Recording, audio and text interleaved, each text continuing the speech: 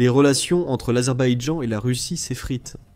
Une série d'événements récents a déclenché une grave crise diplomatique, avec des tensions qui montent de jour en jour.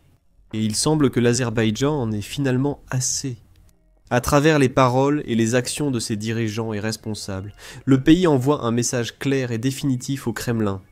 Partez maintenant et cessez d'interférer avec notre peuple et notre politique. Située dans la région du Caucase du Sud, la République d'Azerbaïdjan est l'une des 14 nations qui partagent une frontière avec la Russie. La frontière terrestre entre les deux s'étend sur environ 210 miles au total, soit près de 340 km. Et il existe également une frontière maritime séparant les eaux russes et azerbaïdjanaises dans la mer Caspienne. En termes de taille, les deux diffèrent radicalement. L'Azerbaïdjan s'étend sur environ 33 400 miles carrés, soit environ 86 600 km carrés, avec une population totale d'environ 10 millions d'habitants. En revanche, en tant que plus grande nation du monde, la Russie s'étend sur environ 66 millions de miles carrés, soit 160 et 11 millions de kilomètres carrés, et compte une population de plus de 140 millions d'habitants. Étant donné la proximité des deux pays, ils ont été alliés, à travers les âges, s'aidant et se soutenant mutuellement à maintes reprises, et développant une amitié prudente mais globalement constante. Mais même les relations internationales les plus solides ne sont pas indestructibles. Elles peuvent s'effondrer soudainement à la suite d'un événement inattendu et dramatique, ou s'éroder progressivement avec le temps.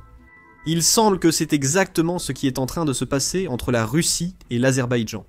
Les événements précis qui ont conduit à cette rupture seront abordés sous peu.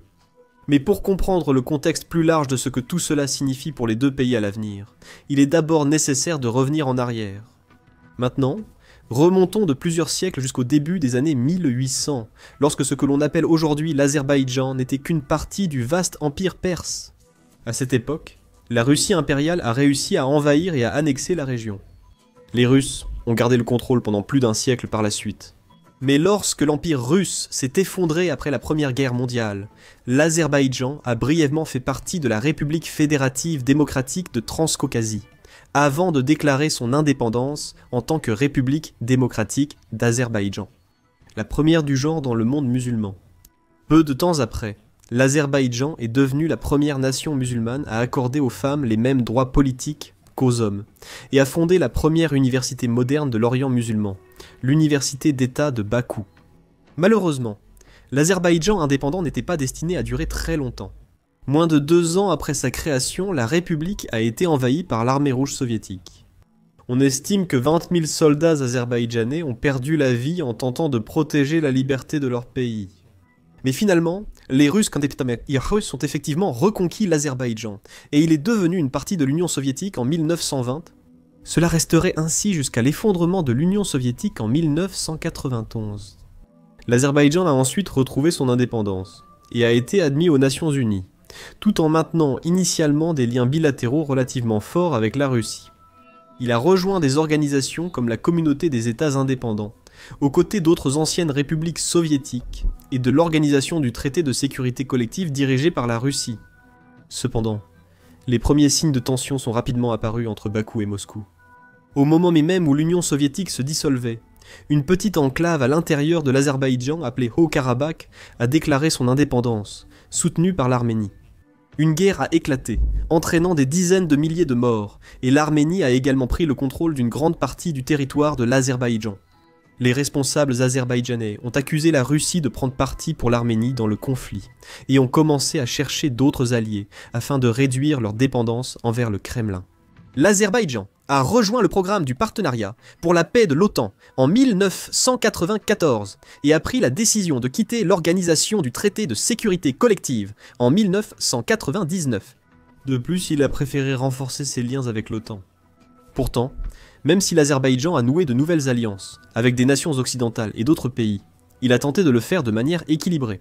Il a maintenu des voies de commerce et de communication ouvertes avec le Kremlin, sans s'engager dans une alliance particulière, préférant garder ses options ouvertes et coopérer avec autant de pays que possible. Les dirigeants du pays savaient qu'ils ne pouvaient pas rompre simplement les liens avec la Russie. Le lien entre les deux pays était tout simplement trop fort.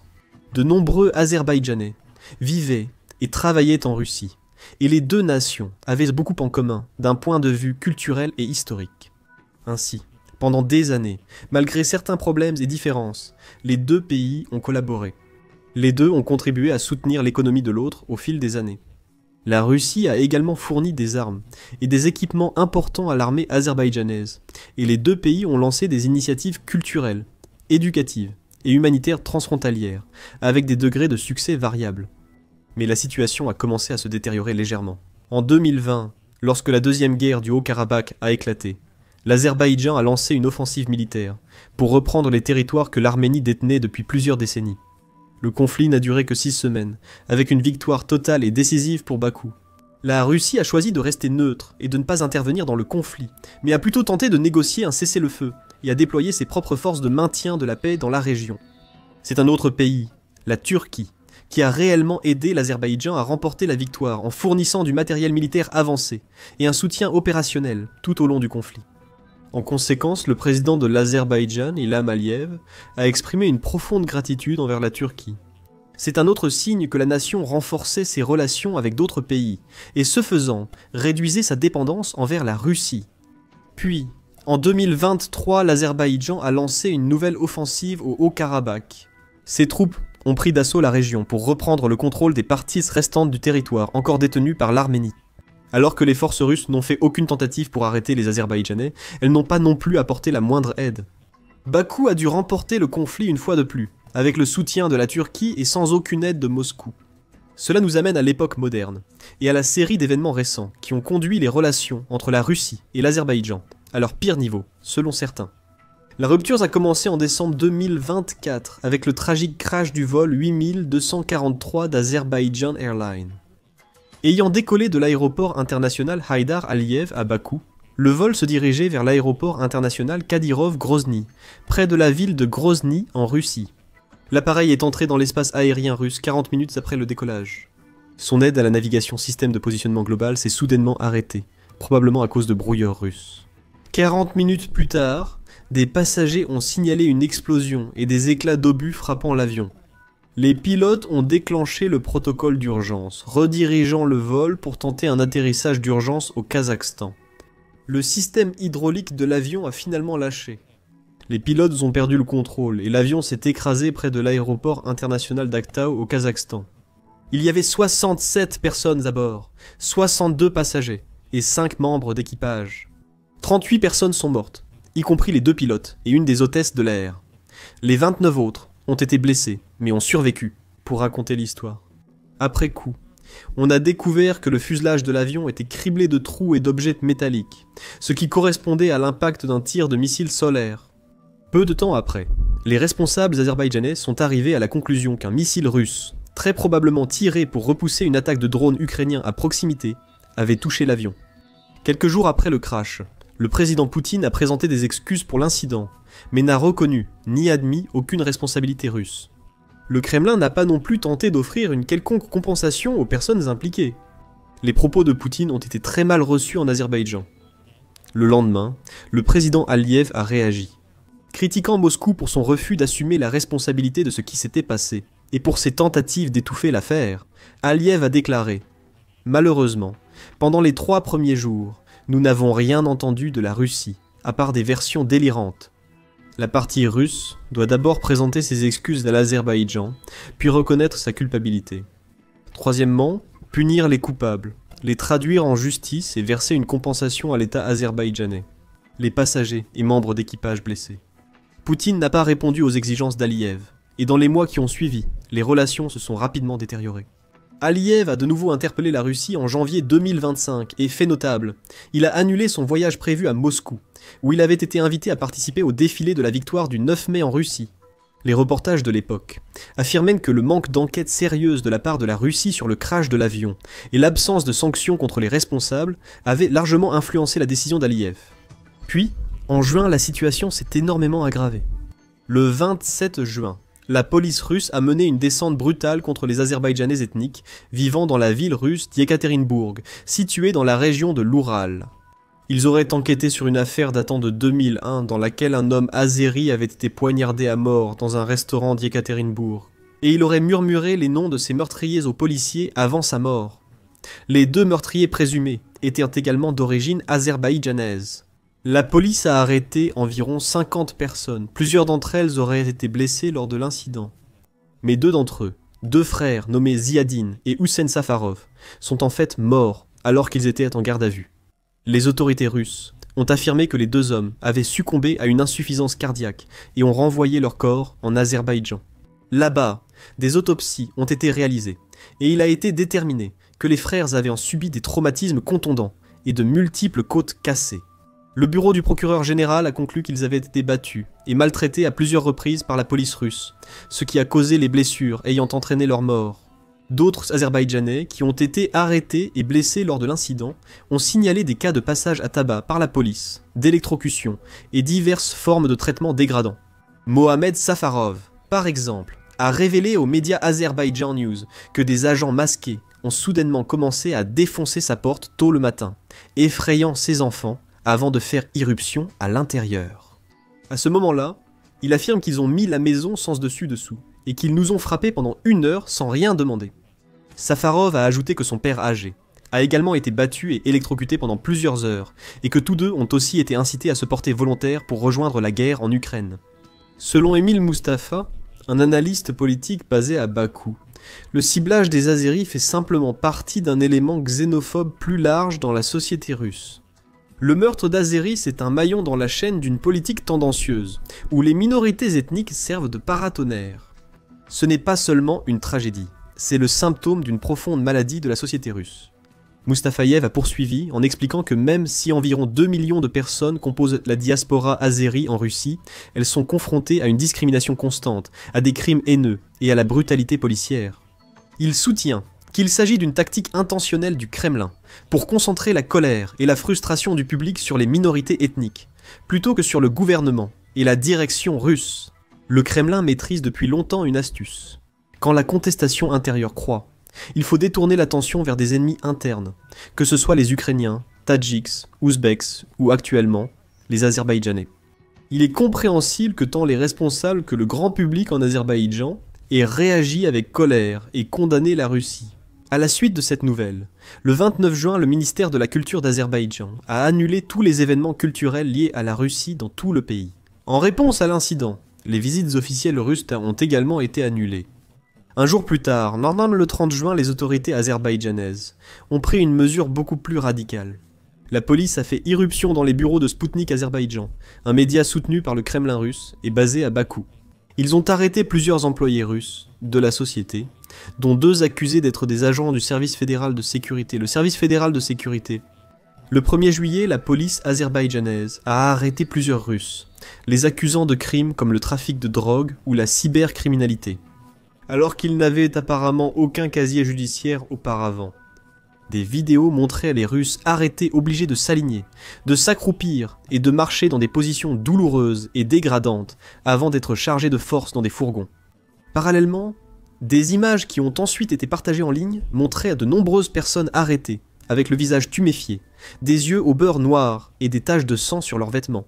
Cela indique qu'ils ont été battus en détention, suscitant l'indignation en Russie. Certains commentateurs accusent l'Azerbaïdjan de traiter les citoyens russes comme des otages et appellent à une riposte ferme. Cependant, au plus haut niveau, les responsables du gouvernement russe ont cherché à minimiser la crise. Maria Zakharova, porte-parole du ministère russe des Affaires étrangères, a déclaré que les relations d'amitié sont vraiment extrêmement importantes pour les deux nations. Je crois que ceux qui veulent les détruire devraient réfléchir attentivement à ce qu'ils font. Le porte-parole du Kremlin, Dmitri Peskov, a même suggéré que l'Ukraine était impliquée dans une tentative d'attiser les tensions entre les deux pays, affirmant que l'Ukraine fera tout son possible pour jeter de l'huile sur le feu et provoquer la partie azerbaïdjanaise à poursuivre des actions émotionnelles. Peskov a également déclaré que le chef de la principale agence d'enquête de Russie avait contacté le procureur général de l'Azerbaïdjan pour discuter de la situation.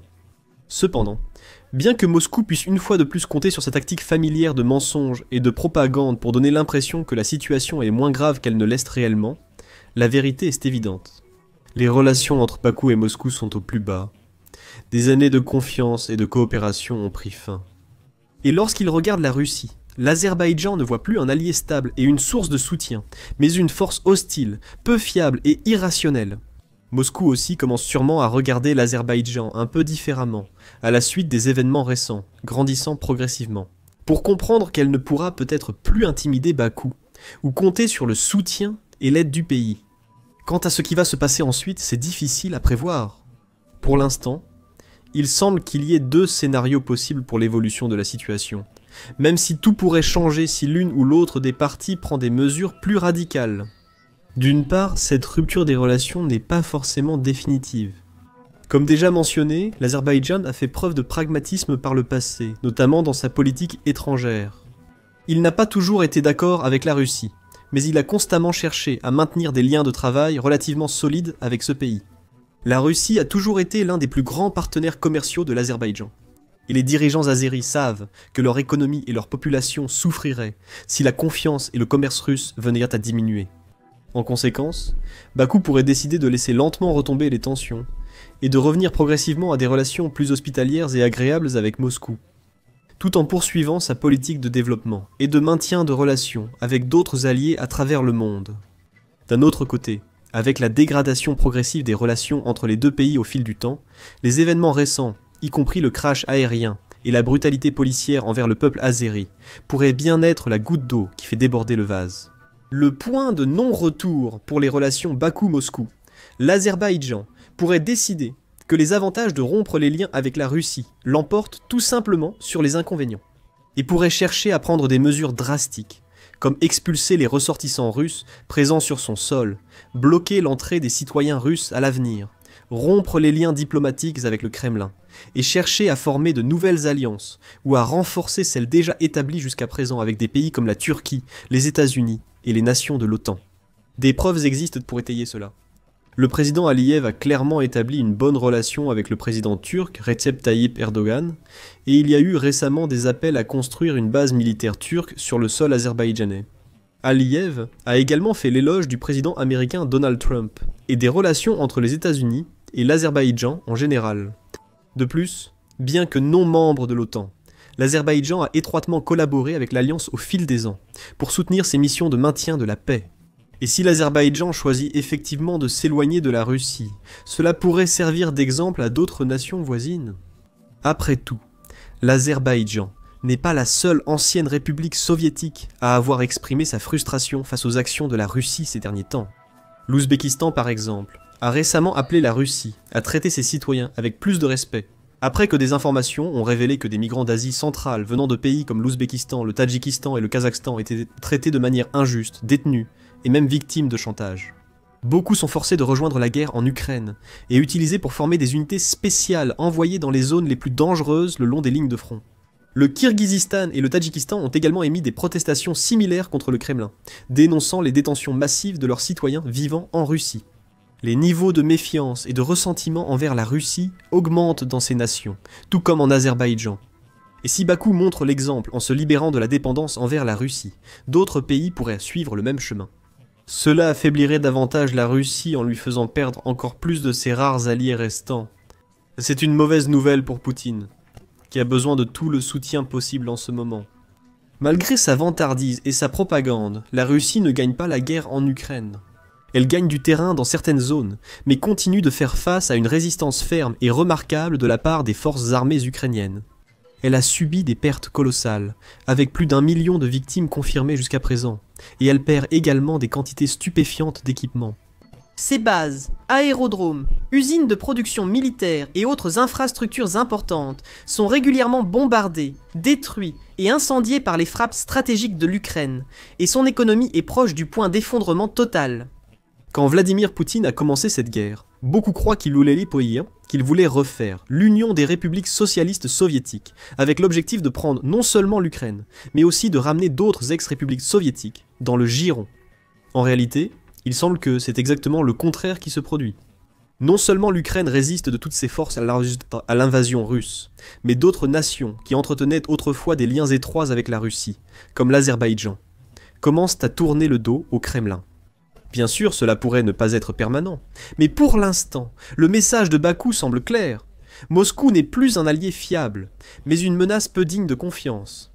Il reste maintenant à voir comment la situation évoluera à partir d'ici.